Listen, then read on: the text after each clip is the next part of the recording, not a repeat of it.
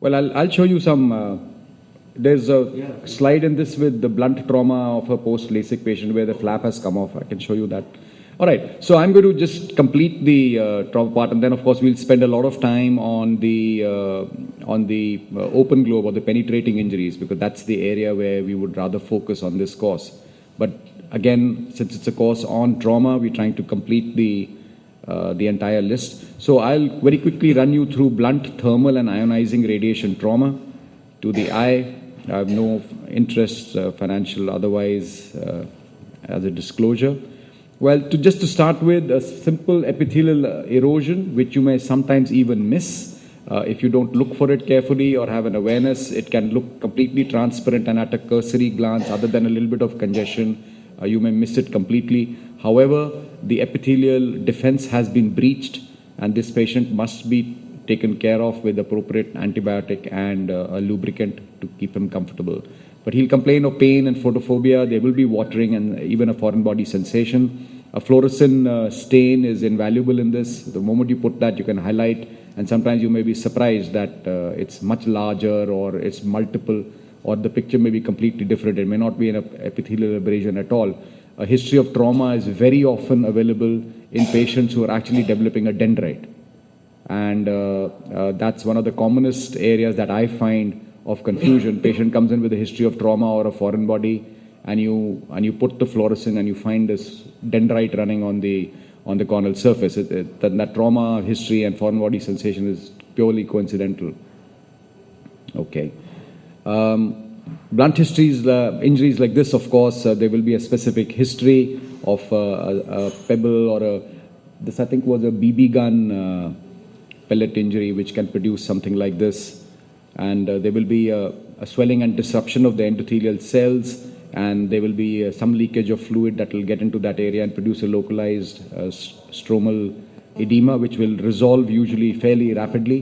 One needs to just monitor the pressure and look for deeper impacts of that blunt trauma, whether there's any angle issues or whether there is any mydriasis or high femurs. Those are the things that one needs to look at. The cornea itself usually resolves with just simple medication. Again, an intrastromal corneal hemorrhage. There may be breakage at the limbus, and the blood may actually enter the stromal tissues, giving this kind of a stain as an intrastromal corneal bleed. Subconjunctival hemorrhage, traumatic mydriasis, these are all just a list. You can see subluxation of the lens, traumatic iridodialysis as well on a gonio. Again, combinations of high femurs and traumatic mydriasis in a phakic as well as in a pseudophakic eye. And this is one of the things that can often be given to you actually in an exam, and mimics an anteriorly dislocated lens, but actually it's corneal blood staining. And what are the risk factors? What are the things that one must look at? There's a total hyphema, there's a raised pressure, and the duration has gone on now for a few days or a few weeks. This patient is extremely likely to develop corneal staining. And though these are the patients we need to intervene early, otherwise you'll land up with corneal staining, and that will take years to go away. You'll probably land up doing a transplant at some point. So the blood products penetrate through this discontinuous endothelium into the posterior stroma and produce a greeny, rusty, blackish discoloration to produce this corneal blood staining. It may take years for this staining to clear, and it starts to clear from the periphery, and the center is the portion that comes last, and so that's why these patients have long-term visual disability. Atypical band-shaped keratopathies, again, may be precipitated by trauma, and a scar may form in this fashion. And if you go to the posterior segment, again, blunt injuries will produce post-traumatic macular edema. We've all seen Komosho retini or Berlin's edema with the classical cherry red spot. The retinal tears, choroidal ruptures which run circumferentially around the disc and outside.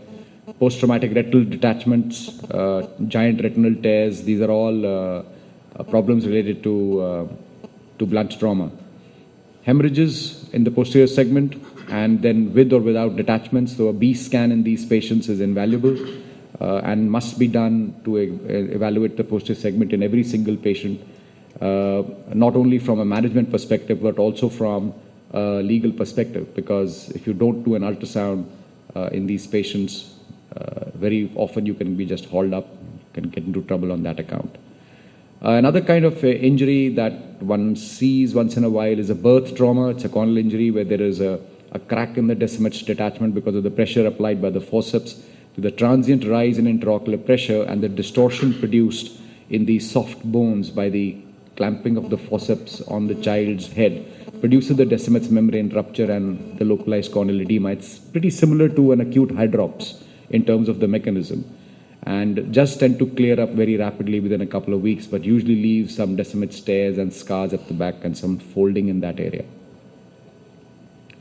Now, there are situations where a small or a minor injury, just like a small hit with a child's hand or something like that, something completely innocuous, can create a huge problem because the eye is already compromised. Now, here's a patient who's had a graft. Now, in a grafted eye, the host-graft junction is always going to be the weakest point, and any slight increase, sudden increase is likely to cause a rupture, and you can see the wound dehiscence. In spite of the fact that the sutures are still in there, the sutures have broken and the wound has dehisced. A patient with RK, these are weak spots and will always give rise to a rupture there. This is the patient of a dislodged LASIK flap, where again a minor injury can produce this kind of movement in the LASIK flap. Globe ruptures, of course, are major things and need to be repaired, and this you can get away with salvaging these globes. Of course, secondary surgeries for reconstruction may have to be done later, but at least you save the eye, and that is the goal really when we are handling these trauma patients. Whenever there's a rupture, you have to prevent further injury to the eyeball before you attempt the surgical repair. So always cover the eye with some sort of a rigid material so that there's no further trauma and a further extension of the problem till such time that you've got your radiological investigations, you've been able to organize an ultrasound. You don't want more trauma or damage to take place. So you need to have a large plastic shield or a cup of some sort to cover this eye. And also to prevent nausea and pain and prevent lid squeezing, because that will create more trauma from internally. So to tell the patient as well not to do that. Effective counseling, a very comprehensive discussion, sit down with the patient, tell him that we're going to try the best to save the eye. Vision is important, but it's a secondary goal. If everything goes well, some visual recovery will take place. Also, traumas are very often like the tip of the iceberg, proverbially. You will see something, but actually it may be much more than that. And so never commit, and always counsel the patient on the side of caution, because there may be an associated or unseen ocular injuries. Always tell them about the possibilities of subsequent procedures, which they almost always will need, and also be aware of infections in these patients. Detailed documentation, always have evaluations for general anesthetic, always manage the associated injuries and at least look for them, and always keep the medical legal aspects in mind. Documentation, tetanus injections, medical legal, whether there is a involvement of some hanky-panky, which will probably lead to a grievous injury, and you don't document it properly, you will be in the dock. The patient, of course, is suffering because of the problem, but you are going to be hauled up into the court. This is something that I think has been touched upon by Dr. Mukherjee, but this is really the BETS, or the Birmingham Eye Trauma Terminology System, where they've divided the injury into a closed and open globe. The closed globes are the contusions and the lamellar lacerations, and the open globe, of course, are the full-blown lacerations with all those variations and the ruptures, wherein the pressure goes up so much that the eye actually explodes.